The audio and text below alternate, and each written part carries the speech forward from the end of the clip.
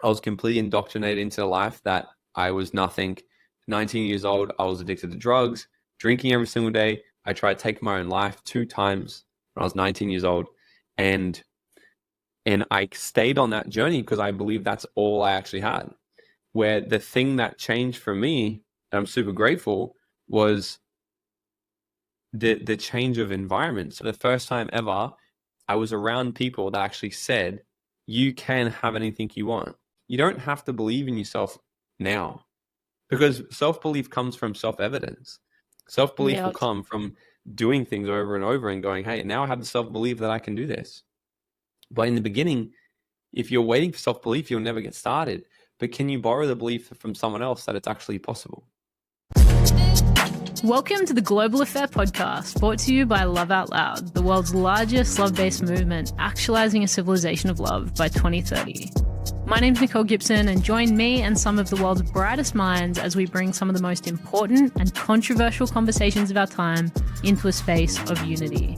It's important to know that as your host, this isn't about my personal opinion or bias, but rather an opportunity to listen with love, honesty, curiosity, and reveal the true universal experience us humans have amongst the differences. So if you love the show, please let us know by giving us a rating and tell us how to make this conversation easier for other people to jump into as well. And with that, let's get it. Morgan Nelson, lucky enough to call you a friend, self-made millionaire by 28, and founder of Dream Out Loud, which I can't help but love for obvious reasons. The synergies in our movements are like, brother, sister. And we have a crazy story of how we met, if you remember. We were much younger, staying at some terrible, terrible hostel in Mexico and talking about our ambitious, dreams for what the future held. And I was thinking about that actually in the lead up to this conversation and just thinking, wow, how much life's changed for both of us and how excited I am actually to share your story, because I've had the privilege of getting to watch it over the years, and hopefully you feel the same, to be able to share that rise, because I remember thinking this is someone that is on a mission and they're not going to stop, and that's a quality that I really love in someone. And I was right, I was right in that. So I'd love you to maybe share your mission in the world. If you were to summarize that mission, what would it be? Oh, I don't know how I would summarize that.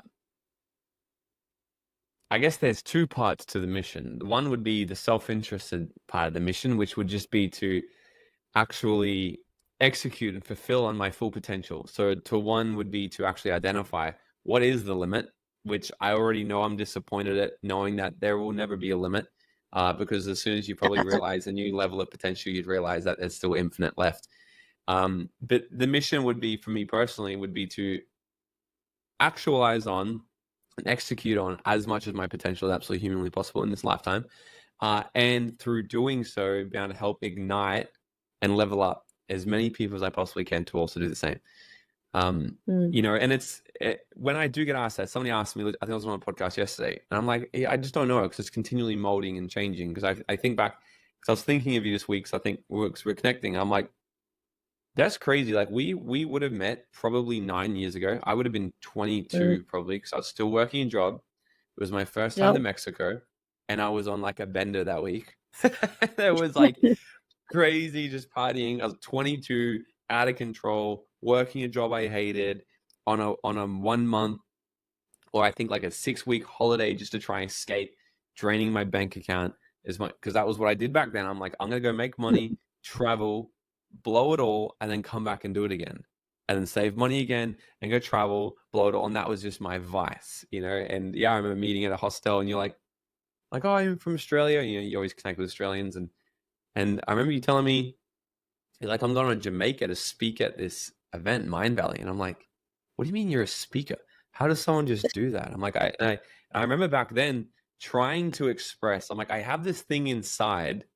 I would love to kind of do something like that one day, but I at the same time, I don't like speaking on stages. I'm afraid of judgment, and I was just, my mind was riddled with all these stories, right? But I remember thinking like, that's so cool. One day I can kind of see my vision, but I don't know how to actually conceptualize that and speak about what that is. And I feel that is the mission of life. Like, I think every single one of us does have this fire inside of us. And as we start to sort of move through the fog, we get clearer and clearer and clearer. But we can only ever really see in front of us like that 2 feet. It's just really about knowing within, trusting within that, hey, there is something through this fog. All I need to do is just take those next couple steps that I can actually see more and more and more. And as the last 9 years, it's kind of definitely cleared up a lot more now. But even you asked me that question, I'm like, man, I still don't know it. Like, I'm just still Yeah. thinking the next 2 feet in front. I'm like, I have the whole thing inside of me. I know what I want. I know what I don't want. And I'm just taking those next couple steps and being willing and trusting myself enough through the process to be able to pivot and adapt through anything that does happen. And I think that's as best as I can kind of do, at least with how I think right now. Yeah, well, it's a never ending journey, right? But there's got to be this drive in you, no doubt, that to go from this place that you said you were in when we met, and I remember I think you were doing isogenics. Was it Yep. isogenics or Yeah. yeah? I would Right. like just started kind of maybe like a year or something in. Yeah, exactly. And there was clearly a reason why you took that step. You're trying to redefine your life. I could see that in some way, and set yourself on a path of freedom. And I definitely feel that in the moments that we've had an opportunity to connect ever since, that's always been something that I've heard you say in one way or another, that you're on this pursuit to free yourself of a 9 to 5, free yourself of the constraints of how we've been taught we need to live. Prove that you don't need a university degree or a college degree to do something impactful and meaningful with your life, contrary to popular belief. And that drive in you, my curiosity is, when did that drive begin, and what has Mm. continued to fuel it, to give you the motivation to continue to walk those next couple of steps and those next couple of steps. Because when you look at the landscape of your life now, you're doing incredible things. And I'm sure if Mm. you were to go back and have a conversation with yourself at 22, sitting in that hostel in Mexico, maybe things that he would have struggled to believe if he was thinking that he was even scared to speak on a stage, right? Yeah, well, our results in any single moment is a direct reflection of who we believe we are, like on an identity level. And because Mm-hmm. if like you believe you're an entrepreneur, you're a disruptor. So you're over there in America, got deported, still came back, found a way, Want to building be a here. business, right? It's like because on an identity level, you're like, well, what the hell? It's like this is just a little hiccup. Like I Mm-hmm. bet like when you went through the whole thing, it would have been like, it's a speed bump, it's a hiccup. It's like this is just part of the journey. And there never would have been an instance where you would have thought like, oh, maybe this thing's not for me. I should just go back and talk No. at schools. Or it's like, no, what the hell? This is just a thing that's in the way because it's at a level that you know exactly who you are. And you asked where it started from. I think at a young age, I remember selling my first ever thing was we used to make these little Scooby, they were called Scoobies. I don't know if you remember these little nylon things. You'd make these Scooby keychains. And it was like me and my Kind of, sister, it was so girly. Like me and my sister used to do it, right? And and we'd just sit there in front of the TV and make these little things. But before you knew it, we made like 50. And I'm like, what am I gonna do with all these things? Because we liked making them, but I'm like, what are we doing? Mom doesn't want any more keychains. They're giving away to all my family members. So I started door knocking and just selling them. I was like, yo, I'm a kid, I was like 10 years old. I'm The like, you want to first buy one of these multi-level things? marketing scheme. Yeah, and I'm like, so they're like, hey, do you want one of these things? They're like 20 cents, 50 cents. And before you know, I got to the door of this one person and they said, oh yeah, our kids make them as well. Like, we'll show you our kids ones. And the kids ones were way better than mine. Like, they were insane. So then I just thought, and this was not me trying to be Cheap labor. smart or nothing. What I thought next, I think this was really where entrepreneurship began for me. Because I said to her next, I said, how much can I buy your one? And they're like, oh yeah, I used all the money that I had and I bought as many as I possibly could that their kids had made because they were 10 times better than mine. And then I started to sell theirs. But I was selling mine for 20 cents and 50 cents. But then I was buying theirs for the same price, but I would sell mine back to the neighbors for $1, $2, Premium. $3, $5. So then I had a supplier I was like, great, I'm good at this selling thing. I can just go out there because I got energy, charisma. I can go in and tell people, but I'm not as good as making them. So I used to buy them from the neighbors, sell them at the streets until the day they saw me doing it at the streets. And then they started to sell their own as well, right? And, I think it all kind of started from there, like not really this disruptive attitude, but I just always looked at my life and was like, money drives the world. Really, like, doesn't matter how else you really paint it in any other way. We could all say like love and connection, and yeah, sure. But fundamentally, those who have more money will probably have more freedom. Period. Like that's it. Like I grew up watching my family, my mom and my dad work the jobs that they had to work, have just enough money to sort of put food on the table, do the things that we need for school, and we can never have the nice things I wanted. I never got the Nike shoes for Christmas, never got the bikes I wanted, or these things. And I'm not, I'm sure some people listening to this, you're like, well, at least you freaking had a Christmas or a family. I get it, right? But I would look at that and just got clear from a young age that clearly that way of living was like didn't really work out great for my parents. Like they didn't really have a plan. And I think that just from a young age that started to got embedded to me, where I was looking for different ways to just make my own money. I just wanted, like, I'm alive, I have 2 legs, 2 feet, a heartbeat. Can't I just go out there and do something? And I remember lying about my age for my first job just to get a job to make money on a Friday night, because I'm like, I'd rather go and make money than go home and watch a movie or whatever it was. And it just kind of started like that. I just had this thing, but I think the biggest driving force for me was when I got my first full-time job. I listened to all the teachers at school when they said to me, they said, Morgan, we recommend when you leave school, you go do something. Don't do anything in reading, writing, journalism, or speaking, because it's not your strong suit, right? Go figure. I'm going away tomorrow to write my first book, and I have a platform where I talk all around the world. I've spoken and trained probably 100,000 people around the world now, and they said to me, go do something where you can use your hands. Go do a trade. Go do something like that. So I did that. I listened to them. And I remember on my first day at the job site, 18 years old, as a carpenter, thinking, after 9.5 hours working for the day, this can't be it. Like, there's no way. I'm like, there's no way that this is what I do for 6 days of my life every week until the day I die.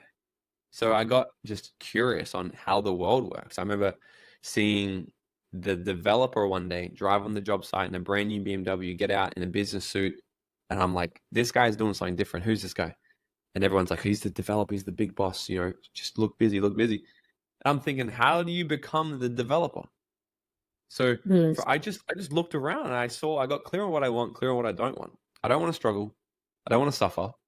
I want to have more money. I want to have more freedom. I want to be able to travel. I want to be able to give back to charities. I want to do the cool things. And, that was what really drove the behavior. Like, and now I teach the whole program called the Dream Out Loud Method. It's what I'm writing my book on, because I actually have like 5 laws now to actually create your dream life. And it's really clear on me now, but back then it wasn't. I followed my intuition back then. I followed, like I said, I opened up saying I had this burning desire. I didn't know the how, but I knew where. I knew what I wanted. I knew what I didn't want. I just had to take that next step. There's 2 feet in front of me, 2 feet. And you asked kind of what keeps me going now. Someone literally asked me this week as well. I remember there's this quote that I'm probably going to butcher. I forget who said it. Something along the lines of, success is nothing other than your habits, right? Something along the lines of like our emotions will dictate our habits, and our habits will dictate what we then do. Therefore, success is nothing other than who we ultimately believe we are. Because I don't wake up and I'm not motivated to go and do the next thing. I'm not motivated anymore. I just do it because that's who I am. I built habits of, well, I like to start businesses. We were talking before we started. I'm like, I got to just stop investing in businesses or starting new ones because I'm just going crazy.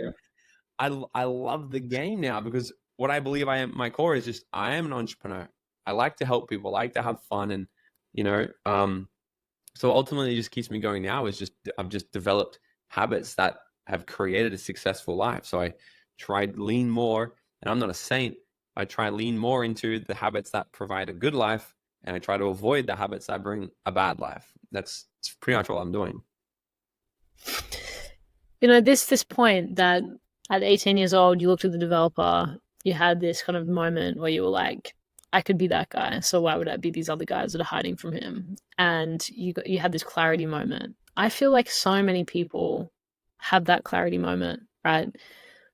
And yet they know what they would like and they know what they don't like, and yet the will, the motivation, you've called it intuition, to actually start to execute on that, to start to live into it, for many people. And this is, I guess, why um personal development is the industry that it is, right? It's not so straightforward, but I personally really relate to your journey. I've never had a boss, my entire life. And that was a result of, fearing ever being in a situation where I had to trade my time for money. Like, that to me was one of the most, like, scariest ideas, because there was so much I wanted to do with my life, and having the freedom and the time freedom to be able to execute on all of it was really, really important to me. But for so many people who are listening to this, even they're stuck in a space where they know what they would prefer, but they don't know how to take those actions. What made you different in that moment? Probably the thing that got me in a lot of trouble in school, doing the thing everyone told me not to do. Like, I'm always that kid that I'm gonna learn that the stove is hot by putting my hand on it, and I question everything. I think actually, Vishen Lekiani, one of the things I really took from his book when I remember I really read that book about the same time I met you, and he's like, question everything. I think I could be totally wrong. I'm pretty sure he said in his book something like he grew up in a Hindu family, I think, where he's like they weren't allowed to have meat, and one day he just goes, why can't I eat meat? And just started questioning things. But the reason, there's so many reasons that come into play that as to why people don't really go after the thing they want. And fundamentally, it comes down to what drives all human behavior. There's only two things that drive all human behavior. This is it. It's to gain pleasure or to avoid something painful. That's it. We have three parts of our brain, and the most important part of our brain, a lot of people, when they talk about the unconscious brain, the unconscious mind, they're thinking about beliefs, they're thinking about values, they're thinking about all these things. But there's this really deep part of our unconscious brain called the mammalian brain. It's the oldest part of our brain. It's over 10 million years old, where this is our pure instincts. Like, the only thing happening on this level, and nothing will actually get through to the second or third level of the brain unless it passes the first. But if it does, it'll create these huge conflictions inside of us. So let me give you an example. Conceptually, we can look at the people on Instagram with the Lambos and the Ferraris and the lifestyle and go, I want that life. Conceptually, we can understand that, and we can say, great, I want that. I want that, right? Our neocortex comes into it, and we make a decision. I want that life. But then what happens is we're playing with the other part of our brain, which is its number one thing it wants to do is keep you alive. That's it. It's like, I'm gonna avoid anything that's dangerous, scary, or it might bring in any sort of pain, because that's the number one. Because its number one job is to keep you alive. It's the thing that when you're walking alone at nighttime and you hear something move, your whole body just goes into fight or flight. If your whole body's engaged, nothing else matters. And what happens is when this brain's engaged, it creates an absolute focal point. Let me give you an example. 2 million years ago, you're in a tribe with all your brethren and your sisters, and you're out there hunting, okay? You're out there hunting, and you're on your way back. You got your berries, you got your food, and whatever. You're on your way back to the village, and you're thinking about how amazing this dinner is going to be. You're thinking about the family, and it's amazing. But then you hear crack and a movement in the bush right next to you. What are you focusing on? You ain't focusing on the food. You're not focusing on your family. You're not focusing on the dinner. The only thing you're worried about is what the fuck is in that bush right now, and is it going to kill me? That's it. It takes all of our focus until our nervous system can calm back down again, realize that it was just a little animal moving around and it's not a danger. But this is what's happening in the modern world. People are walking through their life thinking, I want to create this amazing life. I know I can. But instantly, at a super deep unconscious level, they have these instincts that will kick in, and then they'll form into stories, right? Emotion will create meaning, emotion. So it might say things like, I can't do that. But hey, like what said to me, I want to be a speaker like you, Nicole, but Whatever follows butts, play give you all the list of excuses as to why we can't do it. These excuses are the fears, the things we're afraid of. I'm like, well, what if people laugh at me? What if I look stupid? What if people find out I never even went to, I barely finished school, never went to university? All these sorts of things will creep in. And then we'll create a perception of a potential pain in the future. Yeah. Remember, the only thing we want to do is gain pleasure, avoid pain. So if people are thinking, oh, I want to create all these amazing, I want to go for my goals, I want to leave my job, I want to break free of the system. But if I do that, I might not have a job, I might not have an income, then I can't feed my family will leave me, I'll be nothing. It just goes down this rabbit hole of, so what I'll do, I won't do anything and I'll stay in this job, but I'll just hate every single moment of it. And then you might be thinking, but if pain motivates people, don't they hate being in their job? Yes, but not as much as what they do, as what they think could happen, as what they think their pain could bring, as if they had to leave. So until the day comes where the pain of staying exactly where they are is far more than the pain of actually executing and moving, then they'll stay exactly where they are. Fundamentally, that's what drives everyone. We're all just trying to survive. We're all trying to survive and we're all trying to get pleasure. And it's just a balancing act of which one is more important for us right now, and we'll pursue that. And little Morgan, just had a predisposition to not create those, potentialities in such a way that it deterred you from taking those actions. You were kind of No, not at all.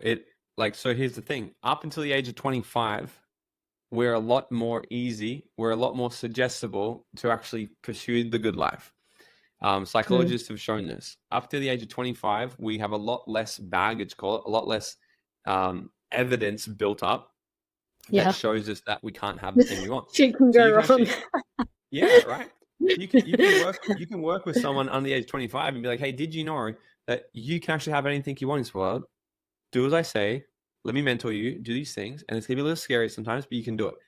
You can really show them pleasure. You can really show them like, hey, this is a big reward, and they're more likely to work on it. After the age of 25, what creates transformational change, what's been shown more likely than not, is severe trauma. Yeah. Right. Really, Serious really emotional events. Yeah, like serious emotional events usually change people's perception of life. Yeah. They're 40 years old, they get super overweight and they have a heart attack and they go, fuck, I can't keep living like this. Boom, new decision made. Enough pain inflicted right now. The car crash. There's been so many stories of I had a car crash, nearly lost my legs, changed my life. All these sorts of things. Now, I'm not saying people need to get there. Preferably not, because they can, if they increase the necessity in the now, they can do it. But I think what really happened for me in the beginning, I was just curious and I was just going 2 feet at a time. Because when I was 19, I was completely indoctrinated into the life that I was nothing. 19 years old, I was addicted to drugs, drinking every single day. I tried to take my own life 2 times when I was 19 years old. And I stayed on that journey because I believe that's all I actually had. Where the thing that changed for me, and I'm super grateful, was the change of environment. So like I remember going through one of the second time I tried to take my life, I'm like, what's going on here? I just started to question things. I'm like, what's going on here? I used to be really happy. Now I'm not. What changed? And the answer that came to me was, you're around the wrong people. Great. So I quit my job. I moved from Melbourne. I came back down to the Gold Coast where I was with my friends, and I started to seek people that actually had the life I wanted. And I started to think about, I remember my friend Reese. Reese had all these properties. He was only 23 years old. He had properties. He was happy. He was traveling. I'm like, bro, I want to be more like Reese. So I called him up. I said, dude, can we hang out? We hung out. And then he said to me, dude, you should come and take a look at this new business that I'm doing. I said, I'm all about business. And, if you're doing it, I'm listening to you. And that's when I got introduced to network marketing. I had no idea what it was, but for the first time ever, I was around people that actually said, you can have anything you want. If you learn the skill set and you develop the mindset, you can have freedom. You can become a millionaire if you want. You can do these things. And I didn't have to believe it back then. This is what I tell people now. It's like, you don't have to believe in yourself now, because self-belief comes from self-evidence. Self-belief will come from doing things over and over and going, hey, now I have the self-belief that I can do this. But in the beginning, if you're waiting for self-belief, you'll never get started. But can you borrow the belief from someone else that it's actually possible? And that's what I did. I looked, I'm like, man, these guys can do it. Can't I do it? And then it was just the will. I'm stubborn. I used to be a fighter. I used to be a boxer. And I'm like, I never lost a fight. Because if I ever lost, I'd come back with a bat, right? I'd come back with my friends. I'm like, I'm a win, motherfucker, right? And it was just always that will to go, I'm not gonna lose. Every time I'd fail and it wouldn't work and it wouldn't work and it wouldn't work. I failed my business for 2 years. The first 2 years, I barely went anywhere. 6 months after that, I built a 6-figure business. 4 months after that, multiple 6-figure. 1 year after that, I was the number one incomer in the whole company under the age of 25. So it took time. It took time. So it was really about me, but the biggest thing I bang on about this all the time is it was not me. It was me actually making the decision to go, I'm going to put myself in an environment that has the results I want. And then from there, the environment starts to brainwash you. Every environment is brainwashing you. Every environment, the media you're watching, the people you surround yourself with, the family, whatever it is, whatever environment is coming through your 5 senses, it is brainwashing you. It is hypnotizing you. You're creating ideologies about the world, beliefs, values. Your identity is completely being informed based off the people you're surrounded with. But it'll create this bit of dissonance in our brain because unconsciously we think one way, but consciously we might think another way. So a perfect example of this is the people I used to be around used to talk about partying, girls, drugs, and fighting. So that's what I became. And then when I started to go, well, I want to have more freedom, I want to be successful, I had this idea, but then I'd come back to these people and they would convince me that I was dumb. They'd convince me that you can't have that life. What are you talking about? It's almost like the world of black and white, and people climb up the fence one day and you peek over the fence and you see, holy shit, There's everyone over here is color. living in color. And then I was on that fence for years trying to convince people, guys, it's color, it's color, it's color. And they're like, no, it's not. You're an idiot. Get off the fence. And then I jumped the fence and everybody over there were like, of course it's color. What are you talking about? Black and white? Who'd want to be over there? Completely different. Then it started to brainwash me to believe different things about myself. So, I often say like that's one of the laws actually is having the right environment. Because that in itself will literally, when you don't have the self-belief yet, if you can be around an environment that has their own self-belief, as a projection thing, it's going to rub off on you. And over time, you're going to start to believe a little bit more in you as well. It's a very simple and powerful message, especially for someone that was in that critical place. The second suicide attempt, 19 years old. That's a low, and I think sometimes in our stories we talk about the rock bottom, and then we talk about the fast forward of a couple of years when things started to work. But you said something in there that I think so important, and that's it takes time. Making those decisions.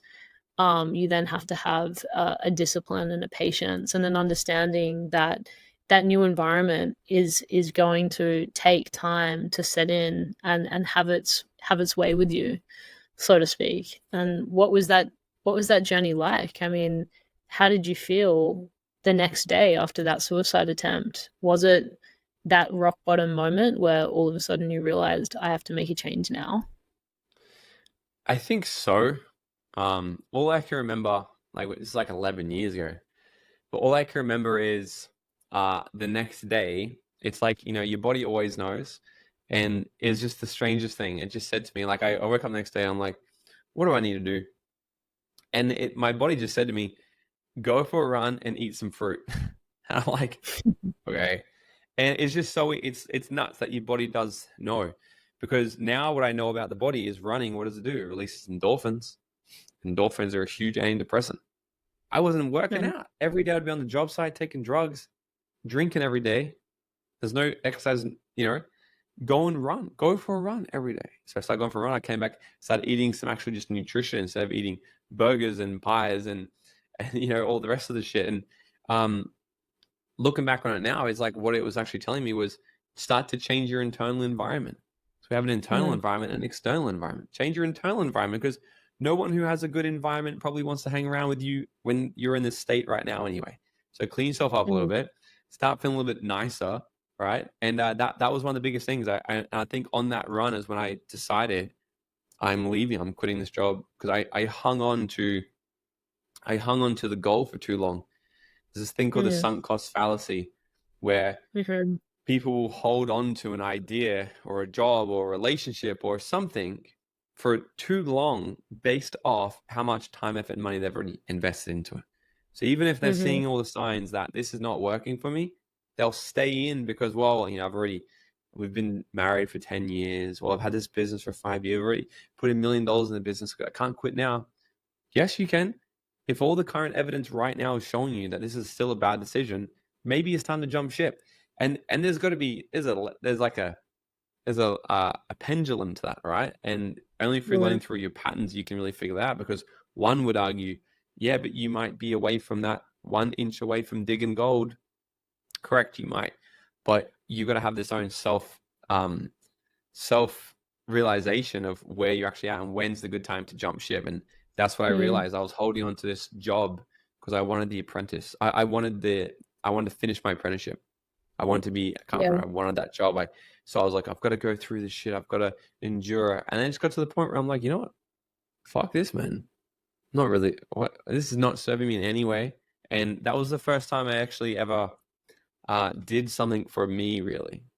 I was like, no, I don't care if you need me up here. I'm to stay in this job. I'm leaving. And the first thing I'm taking care of is my own happiness. And I'm getting out of there. So it told me, as I was running, I spoke to myself and I'm like, just get the fuck out of here. Move back to the Gold Coast.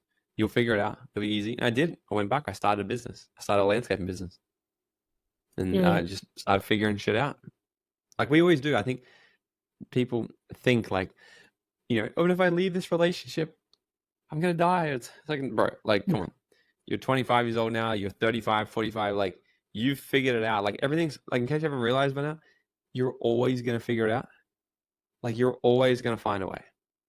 But from where you are right now, it seems impossible. But take action from where you want to be. Take action from where you want to be. Get inspired action from where you want to be, not where you are now, because most people, they're in an unresourceful state. They're in fear. They're locked down. They're in shame or guilt or something. And they're like, I can't. It's not me. Act from where you want to be. What would that person do? And, you're always going to figure it out. Life's a game.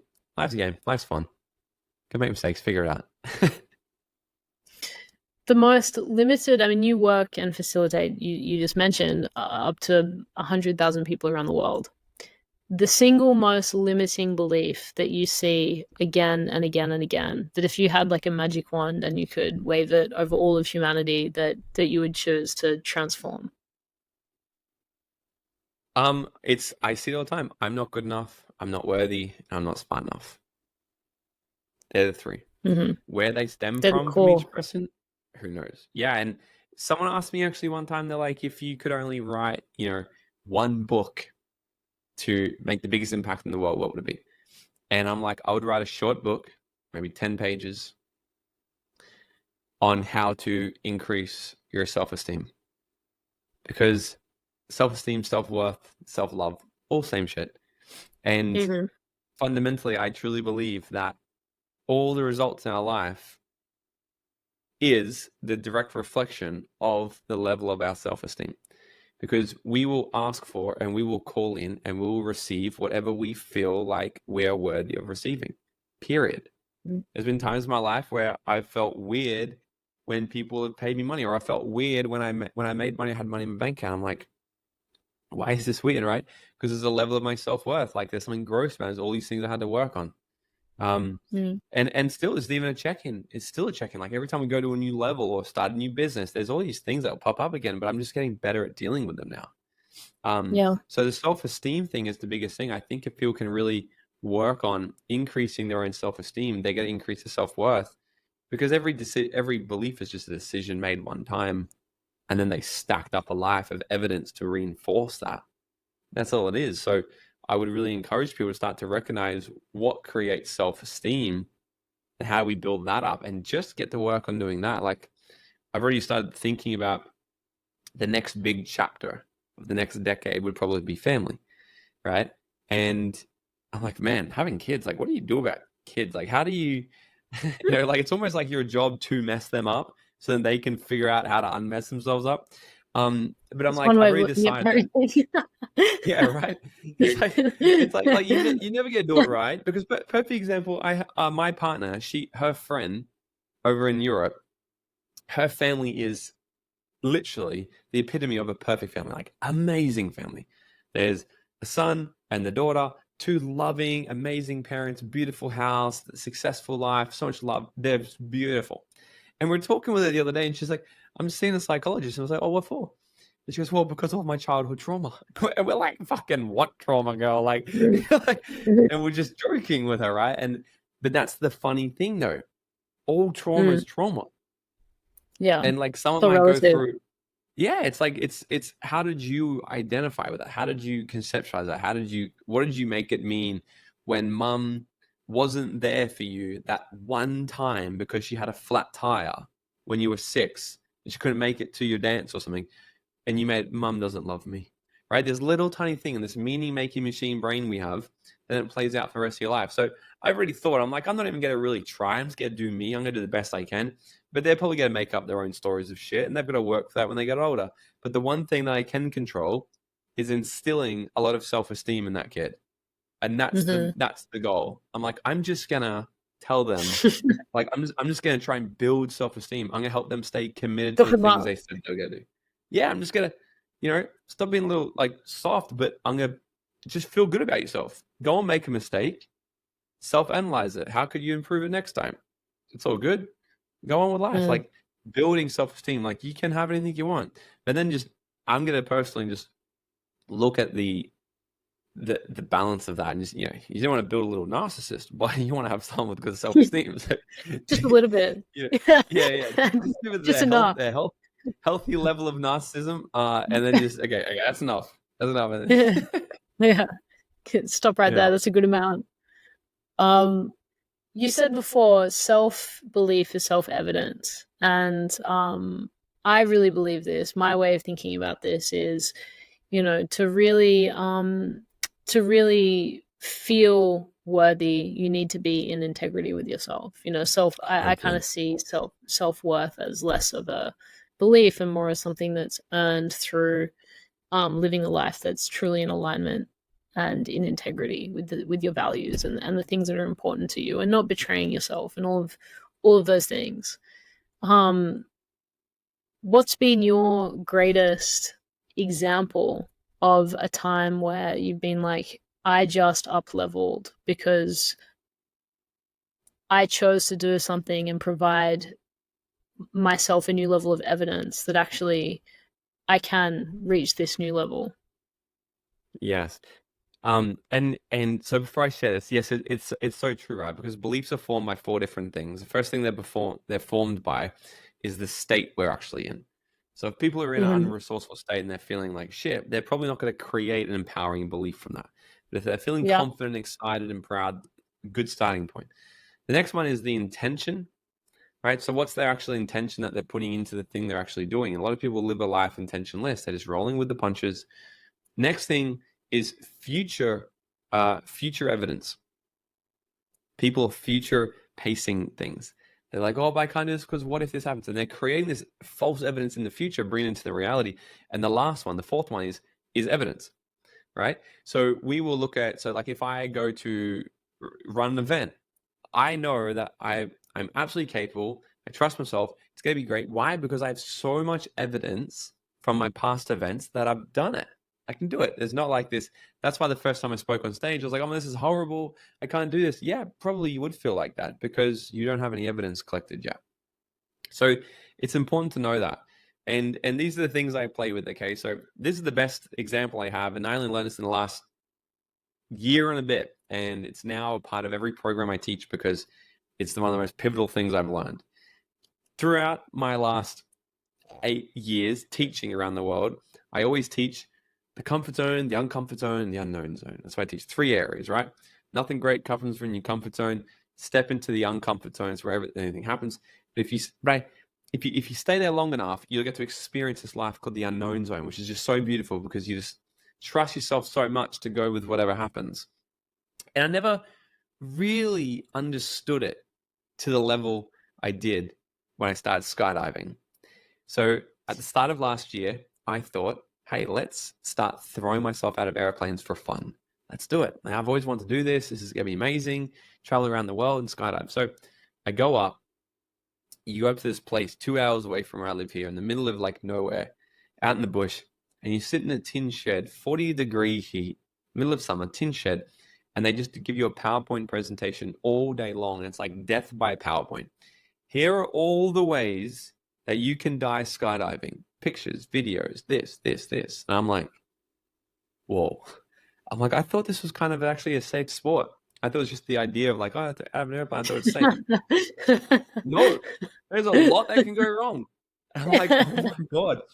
And so after a full day of this, 9 hours of death by PowerPoint, pictures, all these things going wrong, I kind of started to reevaluate my decision. I'm like, I'm not sure if I want to do this anymore, right?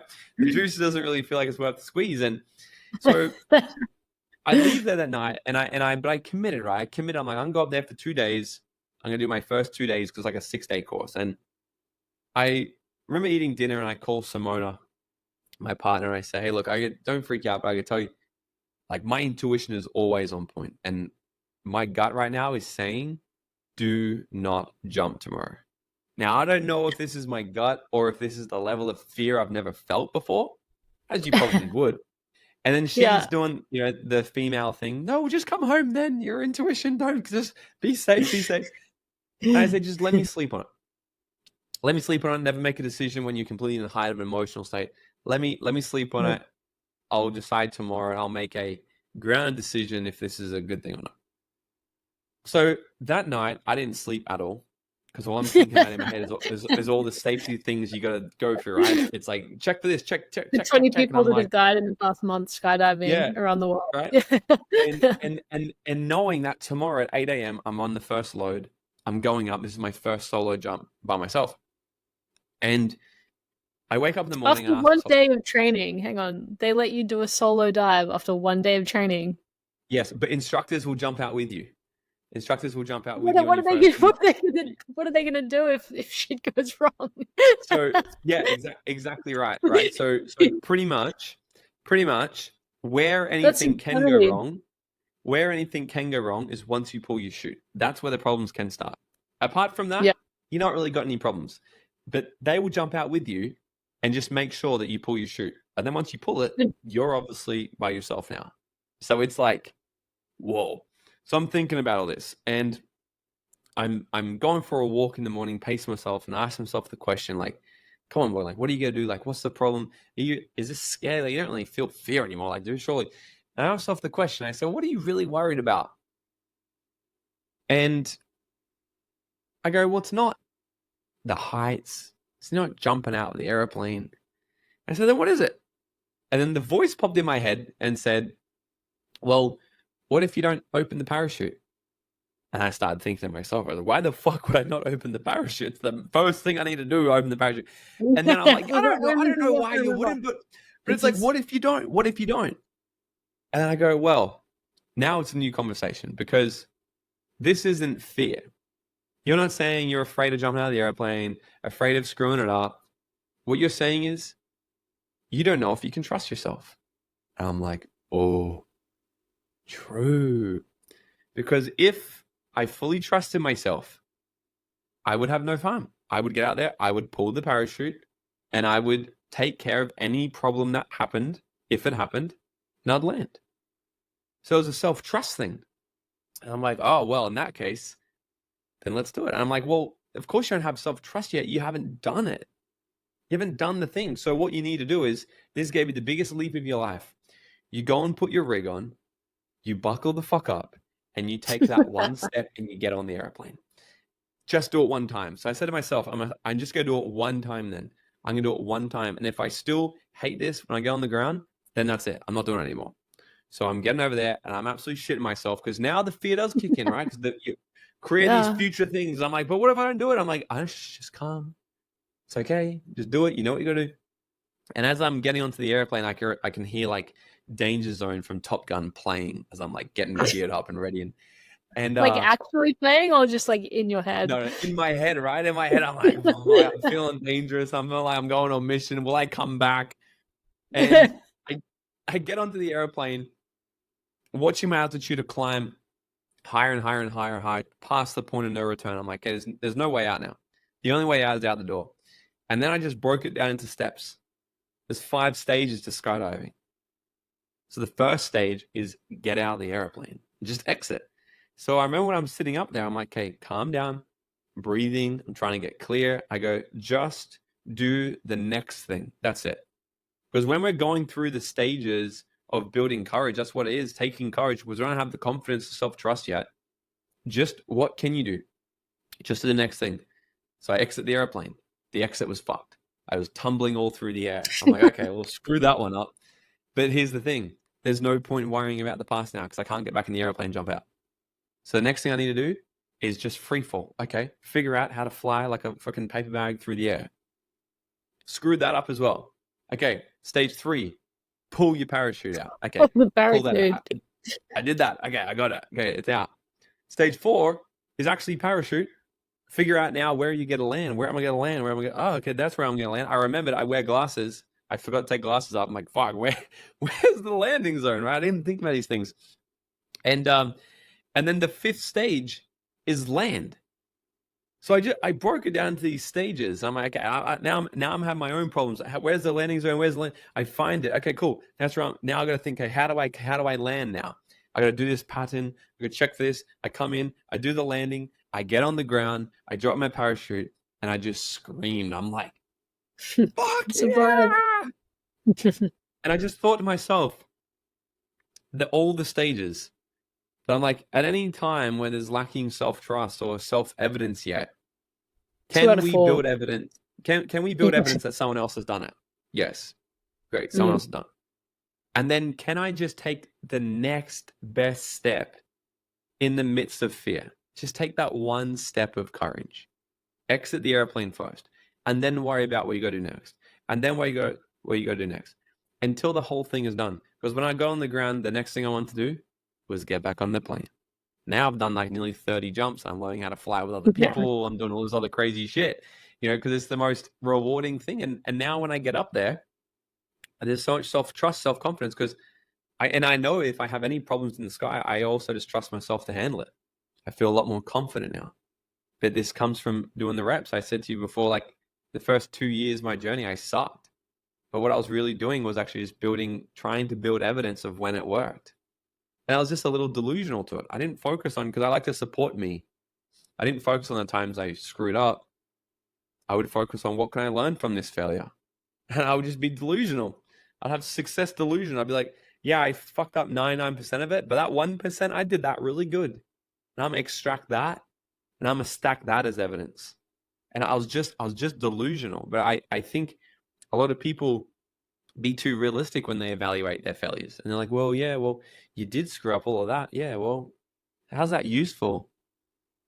How's it useful? So I'll analyze the things that I'm just delusional. People are like, that was such a bad event. Well, that one person said they liked it. So that was a good event, So just playing with it like this. Brainwashing yourself. Have you ever actually wore your glasses on a skydive? How does that practically No. Yeah, even so work? you gotta wear these big goggles, right? Yeah, And exactly. you can get Okay, these you put goggles them inside. where they can go over it. You can get these goggles where they go over it. And now what's happened is I'm actually gonna get a face helmet, so then I can wear them underneath the helmet and it closes. I'm gonna give that a go and see how I go. But what's happened now, because I've jumped so many times, sometimes they say to me like, you should wear your glasses when jumping. I'm like, well, no, because now I've learned how to land not seeing fully. Right, so I don't want to see better and screw up my landing. So I'm gonna play with it. But I want to get my eyes lasered anyway. So that's also a plan. That's the thing. Yeah. Have you bungee jumped? Yeah, a few times. I found it so much more terrifying than skydiving. Yeah, hands down. Bungee jumping is definitely Another building level. mental toughness.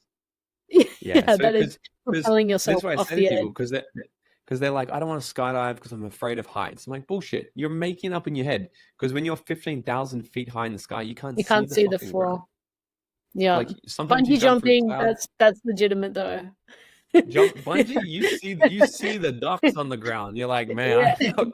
and you have to throw yourself over. Like it Yeah, defies it's fucked. everything your brain tells you to do, right? Yeah.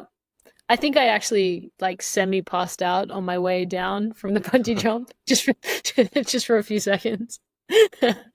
I love that analogy. You know, I think that there's so much in that that highlights kind of the stages of doing something that on the onset you think I could never do that. You know, I could never throw myself out of a plane 30 times. Mm, But by breaking it into these stages and then asking yourself to find the evidence to validate whether or not it's possible, you know, is such a measured and practical approach to do kind of impossible things. And I relate to it a mm. lot. You know, I remember when I first started my tech startup, I was on investor meetings, Googling. They're probably going to listen to this episode, so here's the real confession.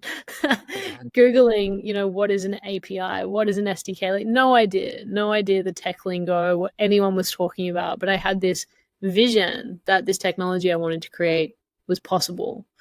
And in applying this same thinking, you know, in my own with my own style, you just start to realize that every marathon is run one step at a time, you know. And Right. what adventure do you want to be on? Do you really want to live a life that you can predict every single day because every single day is the same day as it was the day before? Um, Instead of like, what do I really want my life to be about?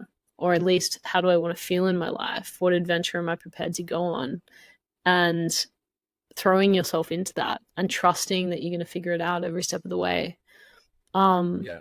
I was being interviewed this morning, like that's on this on the idea of love and freedom, and I think we're moving into a world, right, where freedom's never been more possible. Um, and we've never also been at a greater risk of really being of having our freedom taken away. And the more recruits we can get choosing a life of freedom, Mm. I think the better. You know, beyond the conditions of what we've been taught as society and as a world. And if you could go back to that hostel, right, in Mexico and sit down next to yourself then and kind of tell him all the things that your life's consisted of since then, what would be the thing that you were most excited to share with him?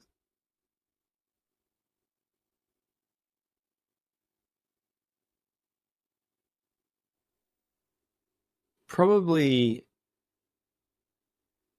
the thing I'd be most excited to share would just be the absolute certainty that it is all gonna work out exactly how you want it to be. Just it's just not gonna come in the form you think it's gonna come in. Um, but everything's always working out perfectly for us, you know. But yeah, the thing I'd probably be most excited to tell him is that just the fact it's okay, enjoy the journey, keep doing everything you've done, because I think I literally did everything in the perfect order. I joke with my best friend about this sometimes. I'm like, dude, because he's killing it right now. He's got like a 30 like $40 million this year. And we used to party hard together. I'm like, bro, isn't it so good that we made bank after we went through that phase? Because otherwise, would have to have a personal assistant to check us into rehab like once a month or something, man. I'm like, it's just good. We fully got it all out of our system, you know. So everything that I was doing back then was absolutely just perfect. But yeah, the most exciting thing would just be, it's all 100% going to work out. You're going to have this total freedom that you want. You're going to be designing your own life, impacting the world, traveling. Just keep doing everything you're doing. Hmm. And the thing that do you think that that was the thing that he needed to hear the most? Like the thing that you're most excited to share with him? Was that what he needed to hear the most? That you know you're not gonna fuck it up. That it's gonna work out for you. Hmm. To be honest with you, I don't know what he needed to hear then. I don't think he would have really listened. Um, because knowing what I know now, yeah, knowing what I know now, the reason why he was probably doing what he shouldn't have been doing was because his highest value was just fun. Mm. And if I had have changed those values back then, yeah, I probably would have been more successful at a younger age. But It I worked out. like how it was. Yeah, I like how it was done. Mm. You know, I like having a healthy level of fun and freedom and success and the rest of it. Um, yeah, I don't think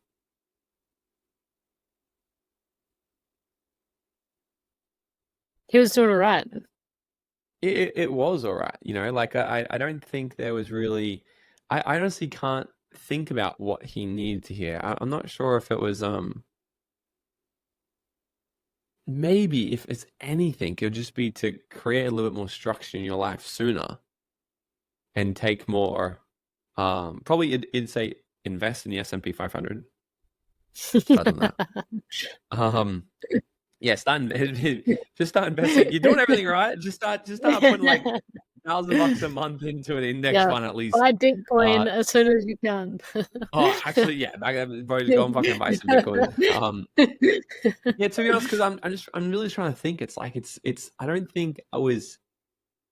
At least when we met in Mexico, like I thought, like Mm, I'm like, oh, I've got this life, like I'm living, like I'm trying to put myself there, like that was my absolute freedom. It probably would just be when you come back from this holiday, make sure you actually work hard and prioritize actual income producing activity, prioritize your business a little bit more, and you'll be able to start living in Mexico sooner. Because I think it was mm, about a year and a bit after that time in Mexico, I moved to Mexico. yeah, I was and 23, enjoy. I moved there. I quit my job. But if I was to say like back when I was like 19, I was completely fucking clueless, it would probably just be, I love you. That was Mm, probably what I was really wanting. yeah, for all of us, I think. Mm, Morgan, you've talked extensively in a really brilliant way about belief through this whole episode. I think we're living in a time where media is has never been louder in terms of telling us what to believe. mm, Um, this podcast is called The Global Affair. We care about discussing topics that have global relevance. And when I think about belief and the things that shape our belief in a global context, I can't help but think of the mainstream media narrative. What's your what are your thoughts and your wisdom maybe for someone that is being influenced by the mainstream narrative in the world right now? What are the risks of not challenging everything, questioning everything, like you've also shared today? mm. And do you believe that that is becoming more and more important in our world to have a generation of people that are willing to challenge that status quo? Yeah. So this is an interesting conversation. Because firstly, like I'll play both sides. First thing you need to look at, the media's job is to make money. They need to make money. They gotta get advertising. They need to get attention. What gets attention? Fear, drama. Why does it get attention? Because like back when I talked about the first brain, our only thing we care about is to avoid potential threat. So they just understand, hey, like, so I wouldn't necessarily the media are bad people. They're also just trying to do what they need to do. They're in their world. They're doing what they need to do. I think the people who control the media, that's a different conversation. But if we look at like the media channels and all these sorts of things, at the end of the day, they're just trying to get attention. That's their job. That's what they need to do. So we can't really blame them for that. But what we can do is just understand ourselves to a different degree, so we can understand if we are being controlled or if we are being made to do something or think something that we don't necessarily actually want. That's what I'm always for. How can you understand so much about yourself so you can just be more aware that maybe the thoughts you're thinking right now, are they actually yours or are they not? Mm. So but what I will say is this is probably the best thing I can explain. They did this experiment called the Ash experiment, and it was the first ever psychological test they ever did on human beings. And they put 4 lines on a board. One of the lines was double the length of the other 3 lines. And they put a group of people in a room. 3 of them were paid actors. One of them was a real person. They said to the paid actors, go in there and circle A. Okay. And so they put them all in the room and they said to them, hey, put a circle around whichever line is different from the rest. So the actors all choose A, which was clearly not the right answer. And the real person comes in, looks at them, and they're like, what are you talking about? It's clearly C. It's twice as long. So they reshuffle the room, reset, put him back in there, do it again. The next time this real guy comes in, he doubts himself a little bit more. He's not laughing anymore. And he's like, what the hell? Oh, it's C. A little bit more doubt. They did this again and again and again. By the time they get to the fourth, fifth, or sixth time, every single time, what happens is the real person actually circles the A and goes, yeah, it's A. And they join in. So Yeah. what they've shown time and time and time again, and this goes back to the primal instincts of our brain. If you're walking through the bush on your way back to the village and you got your berries, you got your meat, and you've done your hunt, are you safer when that noise in the bush goes off? Are you safer by yourself or with your clan? Right? The whole need for our brain is to keep us alive. So if you're with your whole group, you're like, hey, I'm now confident. You're probably not scared anymore, and you're confident. If you're by yourself, you're like, oh shit, I'm dead, or I might be dead. So the first thing we want to do is stay alive. We understand at a fundamental, so deep unconscious level that we are safer and have a higher chance of survival and reproducing when we're with a clan than what we do when we're by ourselves. So what happens is when everyone's saying, hey, this is the answer, this is the answer, this is the answer, and inside you know it's not, what they've shown time and time and time again, eventually people will be persuaded to join in with what the mass people are doing because it's the safest option. There's also, like, I suggest people to go and read a book called The Art of Thinking Clearly and understand there's about 100 to 120 different cognitive biases and fallacies that we all fall victim to every single day.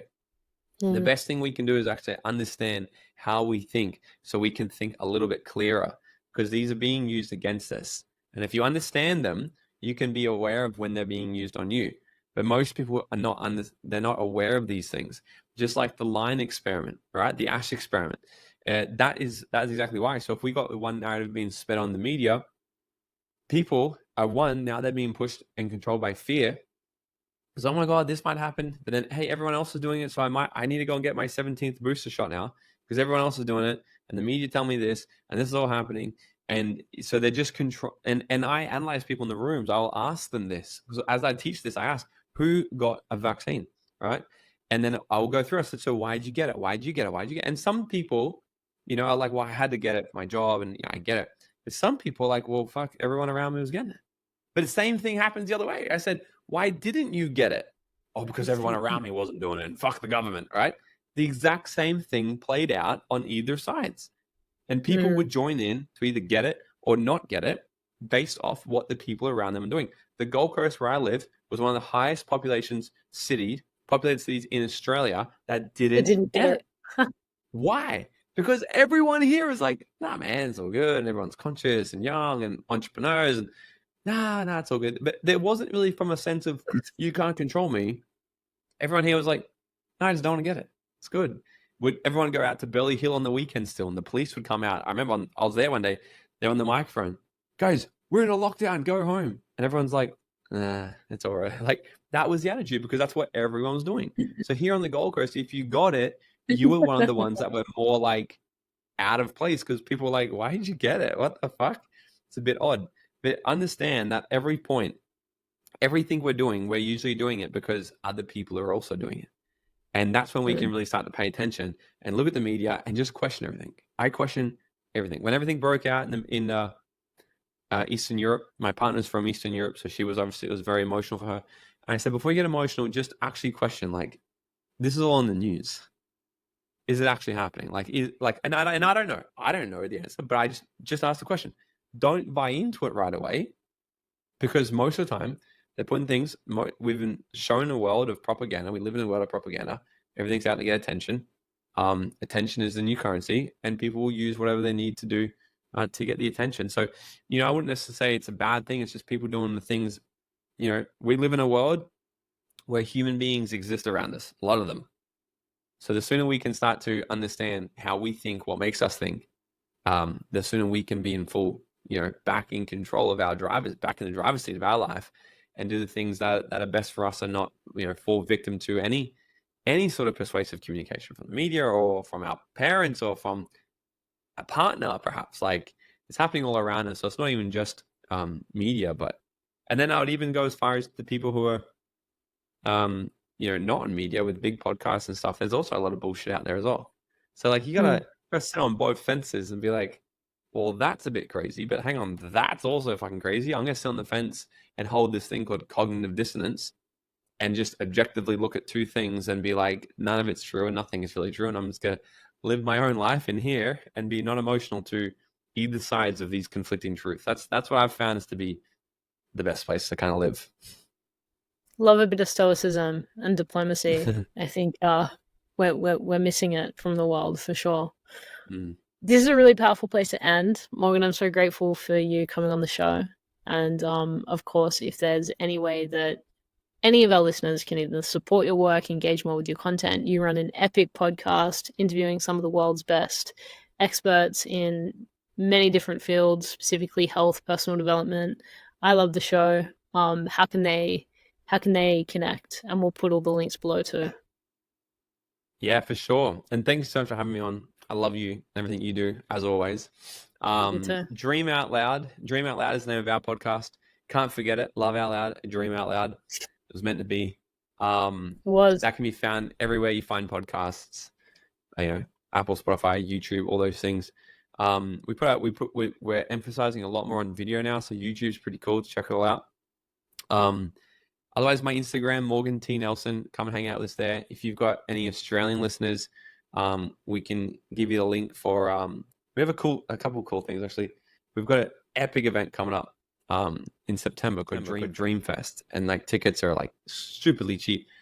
It's just a 3-day sort of festival for entrepreneurs and, game shakers. And so we can get you a link for that. They can jump on the wait list for that. Do it. And I have a super sick like productivity planner that my team forced me to put out to the world now, because I created this. They asked me one day, they're like, how do you have all this freedom still to skydive during the week, travel, and you run 4 companies? I'm like, well, I follow my BAM method. And they're like, what's that? So I put this whole thing into like a framework, so I can give, you guys can get like a free downloadable where it's like a weekly planner, and how I plan my weeks, how I be super productive and live a life by design. So we can get you all that stuff. Super appreciate it. I know they're going to be hanging on for that, and we'll put all the links we can below as well. Morgan, thank you so much. Love it. Thank you, legend. If you love the show, please let us know by giving us a rating and tell us how to make this conversation easier for other people to jump into as well.